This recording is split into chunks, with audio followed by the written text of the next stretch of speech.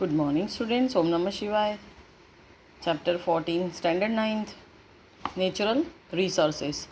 Our planet Earth is the only one on which life as we know it exists. हमारा planet अर्थ एक अकेला ऐसा है जैसे कि हम जानते हैं उसके ऊपर लाइफ एग्जिस्ट करता है. Life on earth is dependent on many factors, जिसके ऊपर बहुत सारे फैक्टर्स का असर रहता है. Most life forms we know need an ambient temperature, water and food. हम जैसे जानते हैं कि मैक्सिमम जो लाइफ फॉर्म है उनको एक स्पेसिफिक टेम्परेचर, वाटर और फूड चाहिए. The resources available on the earth and the energy from the sun are necessary to meet the basic requirement of all life forms on the earth. जो resources अर्थ पे available है और सन से जो energy मिलती है, इन दोनों से मिल के हमारी बेसिक रिक्वायरमेंट, हर एक लाइफ फॉर्म की जो बेसिक रिक्वायरमेंट है वो पूरी होती है. What are this resources on earth? जो रिसोर्सेज हमने बोला अर्थ के ऊपर है, तो वो रिसोर्सेज कौन से हैं? These are the land, the water and the air. Land, water and air. The outer crust of the earth is called the lithosphere. अर्थ का जो outer crust है उसको lithosphere कहते हैं. Water covers 75% of the earth surface. Earth की surface का लगभग 75% जो है वो वाटर कवर करता है. It is also found underground. Water underground में भी पाया जाता है. This comprise the hydrosphere. और ये सारा वाटर मिलके हाइड्रोस्फीयर बनाता है.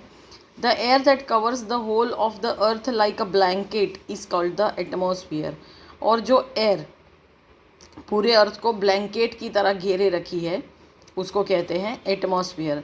Living things are found where there three exist. जहाँ पर ये तीनों तीन एग्जिस्ट रहते हैं, तीनों तीन पाए जाते हैं, वहाँ पर लिविंग थिंग्स देखने को मिलती है. This life supporting zone of the earth where the atmosphere, the hydrosphere and the lithosphere interact and make life possible is known as biosphere.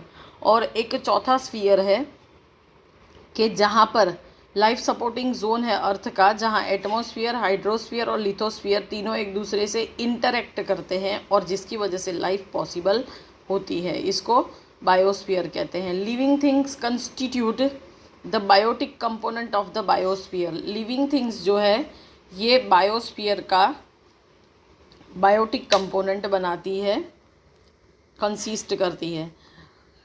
The air, the water and the soil from the non living और abiotic component of the biosphere. जबकि air, water और soil जो है ये abiotic component बनाता है या तो नॉन लिविंग कंपोनेंट बनाता है बायोस्फीयर का. Let us study this abiotic component in detail in order to understand their role in sustaining life on अर्थ.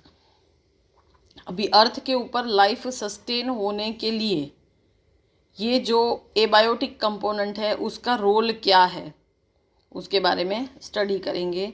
तो first abiotic component that is air, the breath of life.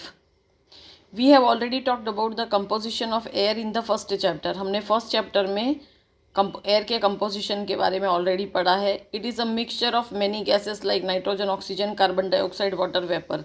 इन सारी चीज़ों का mixture है. It is interesting to note that even the composition of air is the result of life on अर्थ. ये बहुत जानना interesting होगा कि एयर का कंपोजिशन जो है वो लाइफ जो है अर्थ के ऊपर उसकी वजह से है. In planets such as Venus and Mars where no life is known to exist, the major component of the atmosphere is found to be carbon dioxide. दो और प्लैनेट है जैसे कि वीनस और मार्स, उसके ऊपर कोई लाइफ एग्जिस्ट नहीं है, तो वहाँ पर एटमॉस्फेयर में मेजर कंपोनेंट क्या है? Carbon dioxide. In fact carbon dioxide constitutes up to 95 to 97% of atmosphere on Venus and Mars. कहा जाता है कि वीनस और मार्स के ऊपर एटमॉस्फेयर का 95 से 97% क्या कंसिस्ट करता है? Carbon dioxide. Eukaryotic cells and many prokaryotic cells discussed in chapter 5 need oxygen to break down glucose molecule and get energy for their activities. जैसे हमने चैप्टर 5 में पढ़ा यूकैरियोटिक सेल्स और प्रोकैरियोटिक सेल्स, तो बहुत सारे ऐसे हैं जिनको ऑक्सीजन चाहिए होता है ग्लूकोज मोलिक्यूल्स को ब्रेक डाउन करने के लिए और एनर्जी लेने के लिए, उनकी एक्टिविटी के लिए. This results in the production of carbon dioxide, जिसकी वजह से कार्बन डाइऑक्साइड प्रोड्यूस होता है. Another process which result in the consumption of oxygen and the concomitant production of carbon dioxide is combustion. दूसरा जो प्रोसेस है जैसे कि ऑक्सीजन का जिसमें कंजम्पशन होता है, यूज़ होता है और बहुत ज़्यादा मात्रा में कार्बन डाइऑक्साइड प्रोड्यूस होता है, वो है कंबशन, मतलब कोई भी चीज़ का बर्न होना। This include not just human activities which burn fuels to get energy but also forest fire, जिसमें सिर्फ ह्यूमन एक्टिविटीज़ नहीं आती है जिसमें फ्यूअल को यूज़ करके हम एनर्जी लेते हैं, पर फॉरेस्ट फायर भी इंक्लूडेड है। Despite this the percentage of carbon dioxide in our atmosphere is मियर fraction of a percentage because carbon dioxide is fixed in 2 ways। इन सब के बावजूद हमारे एटमॉस्फेयर में कार्बन डाइऑक्साइड बहुत ही कम मात्रा में, मियर फ्रैक्शन में मिलता है। उसका रीज़न है कि कार्बन डाइऑक्साइड 2 मेथड से फिक्स्ड अप होता है। Fixed up that means used होता है। Green plants convert carbon dioxide into glucose in the presence of sunlight. Green plants जो है वो सनलाइट की प्रेजेंस में कार्बन डाइऑक्साइड को ग्लूकोज में कन्वर्ट करते हैं। And many marine animals use carbonate dissolve in sea water to make their shells. और बहुत सारे मेरीन एनिमल्स, मेरीन मतलब सी एनिमल्स ऐसे होते हैं जो सी वाटर के अंदर होने वाले कार्बोनेट्स को डिजॉल्व कर देते हैं। जो सी वाटर के अंदर कार्बोनेट डिजॉल्व होता है उसका यूज़ करते हैं और अपने शेल बनाते हैं। Second, the role of the atmosphere in climate control. Sorry, climate control में एटमॉस्फेयर का क्या रोल है? We have talked of the atmosphere covering the earth. हमने बात की थी एटमॉस्फेयर जो अर्थ को कवर करता है उसके बारे में, जैसे like a blanket. We know that air is a bad conductor of heat. हम जानते हैं कि एयर बैड कंडक्टर है हीट का। The atmosphere keeps the average temperature of the earth fairly steady during the day and even during the course of the whole year. Atmosphere जो है वो दिन के टाइम में, रात के टाइम में और ऑफकोर्स कह सकते हैं पूरे साल टेम्परेचर को एक स्टेडीड एवरेज देता है। The atmosphere prevents the sudden increase in temperature during the daylight hours and during the night it slows down the escape of heat into outer space। Atmosphere जो है ये सडन इंक्रीज, एकदम से होने वाले इंक्रीज को, डे टाइम के चलते टेम्परेचर में एकदम से होने वाले इंक्रीज को रोकता है और नाइट में स्लो डाउन, जो हीट आउटर स्पेस में जा रही है उसको स्लो डाउन करता है। Think of the moon which is about the same distance from the sun that the earth is।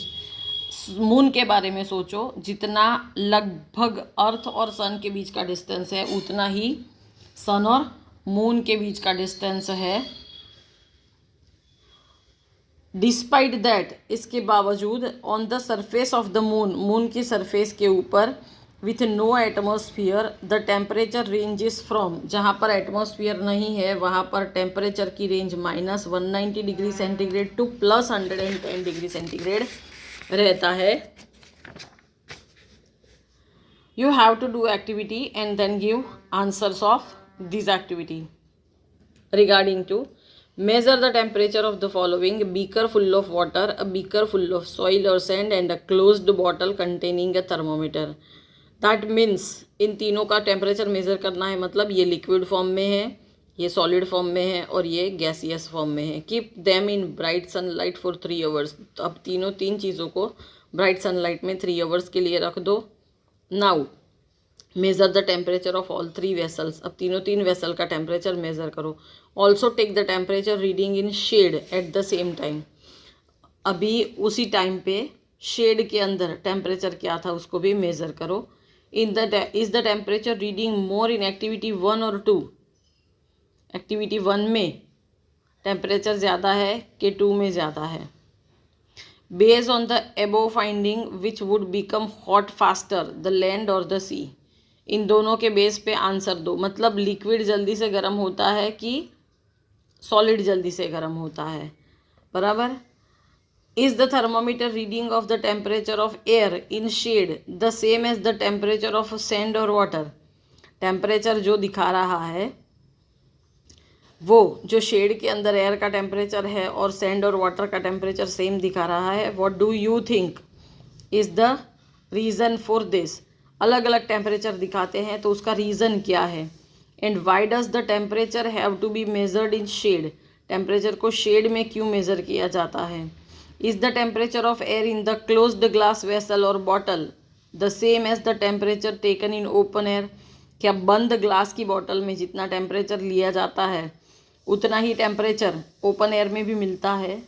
What do you think is the reason for this? नहीं मिलता है, तो इसका रीज़न क्या है? Do we ever come across this phenomenon in daily life? हमारी daily life में हम इन सारी घटनाओं से गुजरते हैं।